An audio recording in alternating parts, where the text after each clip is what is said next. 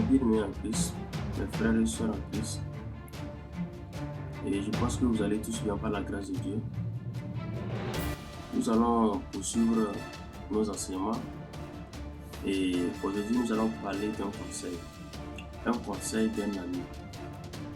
Oui, conseil d'un ami qui a détruit toute une famille. Conseil d'un ami qui a détruit tout un royaume. Mes bien-aimés en Christ, on a réellement besoin d'un conseil. Mais quel genre de conseil doit-on prendre en considération?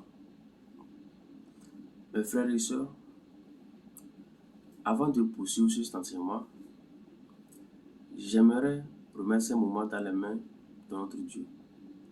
Père, au nom du Seigneur Jésus de Nazareth, prends contrôle de ce moment et que ton nom seul se manifeste puissamment, Seigneur.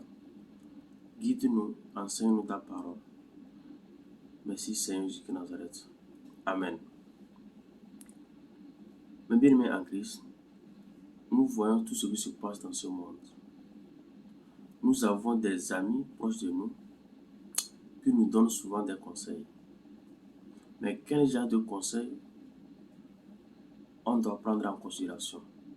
Qu'est-ce qu'il faut faire lorsqu'on reçoit un conseil? Mes bien-aimés en Christ, mes frères et sœurs, la parole de Dieu nous parle d'un roi et ses fils. Il y a un fils qui a reçu conseil de son ami et cela a produit beaucoup de choses dans le royaume. Mes frères et sœurs en Christ, cela a produit beaucoup de choses dans le royaume. Nous voyons dans ce monde actuel certains fidèles recevoir des conseils de leurs pasteurs, de leurs prophètes, qui amènent des divisions dans des familles. Un prophète peut dire que ton père ou bien ta mère, ils sont à la source. Ce sont eux qui sont à la base de tes problèmes. Nous avons vu des prophètes désigner certaines personnes étant de mauvaises personnes dans la famille, des sorciers dans la famille ou bien des sorcières dans la famille. Mes frères et sœurs en Christ, faisons très attention aux conseils qu'on reçoit. Faisons très attention aux conseils qu'on reçoit, mes bien-aimés en Christ. Nous allons parler d'un fils du roi, le roi David. Le roi David avait un fils du nom de Amnon. Amnon qui avait un ami et qui a reçu le conseil de la part de cet ami. Nous allons lire 2 Samuel 13 à partir du verset 1. La parole de Dieu dit quoi? 2 Samuel 13, verset 1. Après cela, voici ce qui arriva. Absalom, fils de David, avait une sœur qui était belle et qui s'appelait Tamar. Ce message, nous allons le faire en plusieurs parties afin de permettre aux gens de comprendre ce qui s'est passé. Nous allons le faire, étudier cette partie de la Bible afin que tout le monde, ça doit amener chaque être vivant à être responsable, à éviter de prendre des décisions brusques suite au conseil de ses proches. La parole de Dieu dit quoi? Après cela, voici ce qui arriva. Absalom, fils de David, avait une sœur qui était belle et qui s'appelait Tamar. Et Amnon, fils de David, l'aima. Donc, Amnon aima sa sœur qui est Tamar. Ils étaient ensemble Mais l'ennemi a pris le dessus. Il s'est laissé emporter, mon bien-aimé en Christ. Sa chair est devenue très faible devant la beauté que dégageait Tamar. Devant la beauté, parce que la Bible dit qu'elle était belle. La Bible a précisé cela. Donc, son frère regardait la beauté de sa soeur. Il est tombé amoureux, mon bien-aimé en Christ. Son frère regarda la beauté de sa soeur et il l'aima. Mon bien-aimé en Christ, on dit Amnon était tourmenté jusqu'à se rendre malade à cause de Tamar, car elle était vierge et il paraissait difficile à Amnon de faire sur elle la moindre tentative. Amen. Après cela, voici ce qui arriva. Absalom, fils de David, avait une sœur qui était belle et qui s'appelait Tamar, et Amnon, fils de David, l'aima. Amnon était tourmenté jusqu'à se rendre malade à cause de Tamar, sa sœur, car elle était vierge et il paraissait difficile à Amnon de faire sur elle la moindre tentative, disons, de la violer par exemple. Amnon avait un ami nommé Jonadab, fils de Chiméa, frère de David. Donc, il avait un ami qui était son cousin. Il avait un ami qui était son cousin, mais bien aimé en Christ. Amnon avait un ami nommé Jonadab, fils de Chiméa, frère de David. Et Jonadab était un homme très habile. Il lui dit, pourquoi deviens-tu ainsi chaque matin plus maigre, toi, fils de roi? La parole de Dieu dit que Jonadab était un homme très habile. Maintenant, il demande à son ami Amnon, il lui demande, pourquoi deviens-tu ainsi chaque matin plus maigre, toi, fils d'un roi? Ne veux-tu pas me le dire? Amnon lui répondit, j'aime Tamar, sœur d'Absalom, mon frère. Écoutez bien, l'ami qui avait vu son cousin, Amnon, plus maigre, il vient maintenant, il pose des questions. Tu as quoi, mon bien-aimé? Tu as quoi, mon ami? Et le fils du roi lui dit, j'aime Tamar, sœur d'Absalom, mon frère. Et l'ami lui dit maintenant, mets-toi au lit et fais le malade. Écoutez ce que l'ami est en train de donner comme conseil au fils du roi Amnon. Il dit, mets-toi au lit et fais le malade. Quand ton père viendra te voir, tu lui diras, permets à Tamar, ma soeur, de venir pour me donner à manger. Qu'elle prépare un mets sous mes yeux afin que je le voie et que je le prenne de sa main. Amnon se coucha et fit le malade. Le roi vint le voir et Amnon dit au roi, je te prie que Tamar, ma soeur, vienne faire 2 gâteaux sous mes yeux et que je les mange de sa main. Amen. Donc, l'ami lui donne des conseils. Fais-toi le malade. Mets-toi dans ta chambre. Couche-toi sur le lit et laisse le roi David te permettre à Tamar de venir te préparer des gâteaux sous tes yeux. C'est-à-dire, c'est dans le but, lorsqu'ils seront seuls dans sa chambre, ils puissent profiter de sa soeur. Donc, vous voyez à quel point l'ennemi va utiliser l'ami pour détruire le royaume du roi David. L'ennemi va entrer par la bouche d'un ami. Mais bien aimé en Christ, mes frères et sœurs, il est vrai qu'on doit recevoir des conseils. On doit recevoir des conseils de nos proches. Mais remettons tout conseil à notre Dieu avant d'agir. Ce n'est pas toute chose que tu reçois, tu commences par appliquer cela, mes bien-aimés en Christ.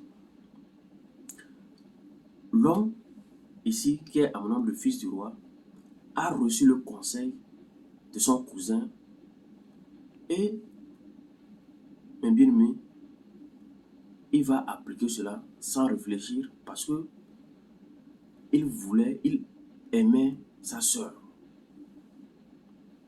Mais par rapport à cela, nous allons voir que Dieu, la parole de Dieu, quelle est la loi de Dieu sur l'inceste. Quelle est la loi de Dieu sur l'inceste, sur l'acte que Amnon se prépare à poser, mes bien-aimés en Christ.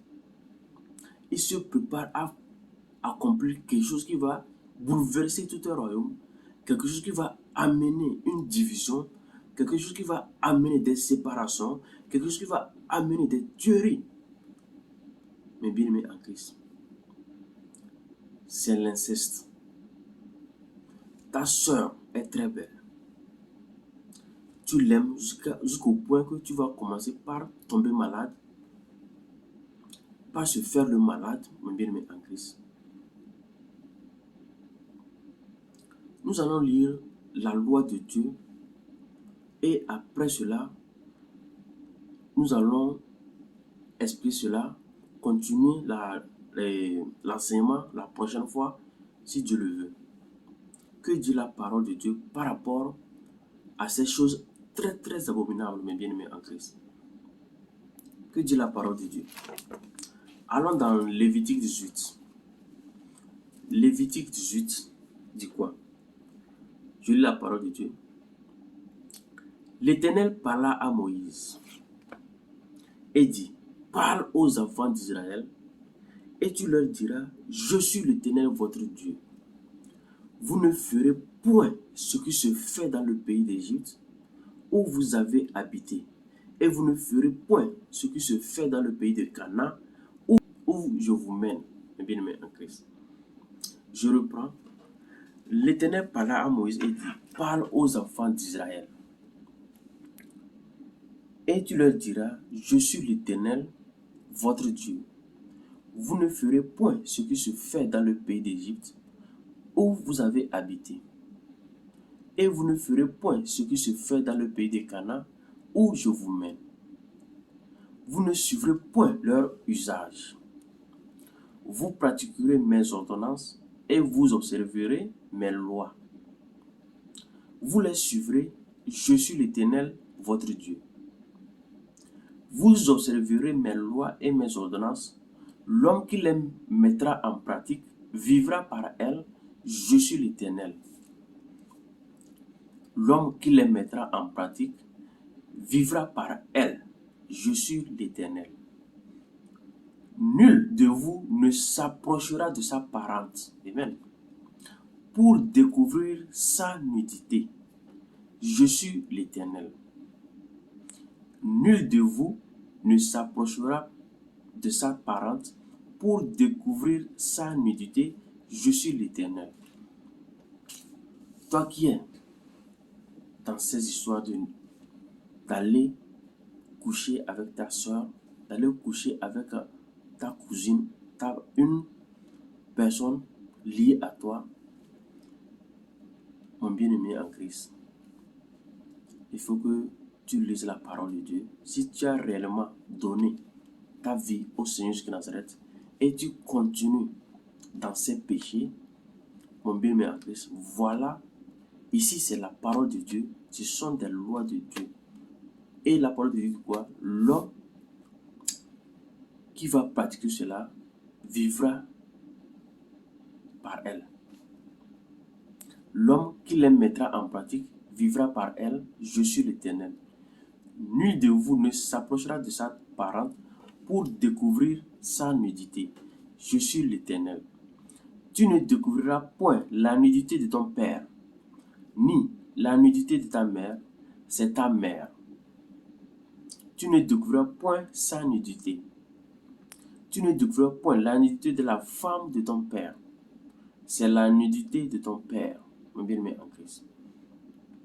Tu ne découvriras point la nudité de ta sœur, fille de ton père ou fille de ta mère, née dans la maison ou née hors de la maison. Ici, c'est le problème de l'inceste du roi de David, du fils du roi de David, Amnon. Il va découvrir la nudité de sa sœur. Il va découvrir la nudité de sa sœur. Or, ils connaissent bien la loi de Dieu. L'ami, le cousin, aussi connaissait la loi de Dieu. Il savait les conséquences. Il savait les conséquences, mes bien-aimés en Christ. Il n'était pas ignorant. Il connaissait bien la loi de Dieu. Mais nous allons voir comment Amnon a fait, l'acte qu'il a posé et les conséquences. Nous allons voir cela. On dit, tu ne découvriras point la nudité de ta sœur, fille de ton père ou fille de ta mère, née dans la maison ou née hors de la maison. C'est très important. Souligne cela dans la Bible. Souligne cela. C'est très important. Tu ne découvriras point la nudité de la fille de ton fils ou de la fille de ta fille, car c'est ta nudité. Tu ne découvriras point la nudité de la fille de la femme de ton père, née de ton père, c'est ta sœur. Je reprends. Tu ne découvriras point la nudité de la fille de la femme de ton père, née de ton père, c'est ta sœur. C'est encore le problème de Amnon, le fils du roi. 12, verset 12. Tu ne découvriras point la nudité de la sœur de ton père. C'est la proche parente de ton père. Tu ne découvriras point la nudité de la sœur de ta mère, car c'est la proche parente de ta mère. Tu ne découvriras point la nudité du frère de ton père. Tu ne t'approcheras point de sa femme, c'est ta tante. Mes bien-aimés en Christ. Dieu a tout préparé. Dieu a tout préparé. La parole dit quoi? L'homme qui les mettra en pratique vivra par elle. Si tu mets les lois de Dieu en pratique, tu vivras par elle, mes bien-aimés en Christ. Tu ne découvriras point la nudité du frère de ton père. Tu ne t'approcheras point de sa femme, c'est ta tante. Tu ne découvriras point la nudité de ta belle-fille, c'est la femme de ton fils, et tu ne découvriras point sa nudité. Tu ne découvriras point la nudité de la femme de ton frère, c'est la nudité de ton frère, mes bien-aimés en Christ. Tu ne découvriras point la nudité d'une femme et de sa fille. Tu ne prendras point la fille de son fils, ni la fille de sa fille, pour découvrir leur nudité. Ce sont tes proches parentes, c'est un crime. C'est un crime, mes bien-aimés en Christ. Tu ne prendras point la sœur de ta femme pour exciter une rivalité en découvrant sa nudité à côté de ta femme pendant sa vie, mes bien-aimés en Christ. Tu ne t'approcheras point d'une femme pendant son impureté menstruelle pour découvrir sa nudité. Tu ne t'approcheras point d'une femme pendant son impureté menstruelle pour découvrir sa nudité. Tu n'auras point commerce avec la femme de ton prochain pour te souiller avec elle. Tu ne livreras aucun de tes enfants pour le faire passer à Moloch, et tu ne profaneras point le nom de ton Dieu. Je suis l'Éternel. Tu ne coucheras point avec un homme comme on couche avec une femme. C'est une abomination. Tu ne coucheras point avec une bête pour te souiller avec elle. La femme ne s'approchera point d'une bête pour se prostituer à elle. C'est une confusion. Ne vous souillez par aucune de ces choses, car c'est par toutes ces choses que se sont souillées les nations que je vais chasser devant vous. Mes bien-aimés en Christ, la parole de Dieu nous amène à vivre correctement. à avoir la paix. Lorsque tu pratiques, tu observes et tu demandes à Dieu de t'aider à observer ses commandements, mon bien-aimé en Christ, tu vivras en paix. L'ennemi fuira loin de toi.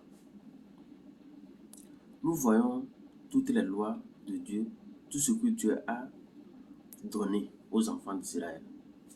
Ces lois nous aident actuellement. Aujourd'hui que je vous parle, ces lois nous aident à vivre en paix, à vivre correctement, à éviter, de nous souiller, de souiller notre chair. Mon bien-aimé en Christ. On dit, vous observerez donc mes lois et mes ordonnances, et vous ne commettrez aucune de ces abominations, ni l'indigène, ni l'étranger qui séjourne au milieu de vous. Car ce sont là toutes les abominations qu'ont commises les hommes du pays qui ont été avant vous, et le pays en a été souillé. Prenez garde que le pays ne vous vomisse si vous le souillez comme il aura vomi les nations qui étaient avant vous. Donc, ici le problème, le fils du roi Amnon s'est souillé. Nous allons lire comment ça s'est passé. Nous allons comprendre la prochaine fois, Dieu voulant, la suite et comment cela a divisé le royaume. Cela a entraîné beaucoup de choses dans le royaume de David. Merci mes frères et sœurs. Vous pouvez relire Lévitique 18 pour comprendre, pour méditer les lois de Dieu par rapport à ces choses. Dieu même avait parlé de ne pas coucher avec un homme. Un homme ne doit pas coucher avec un homme, comme on couche avec une femme. Mais nous voyons cela actuellement. Plusieurs personnes sont dans ce péché-là. Et Dieu dit quoi? C'est une abomination devant l'Éternel. L'homosexualité, c'est une abomination, mes bien-aimés en Christ. C'est la parole qui le dit. La parole de Dieu confirme cela. Je vous remercie, mes bien-aimés en Christ. Prenez soin de vous et que le nom de Dieu vivant se manifeste puissamment dans vos vies.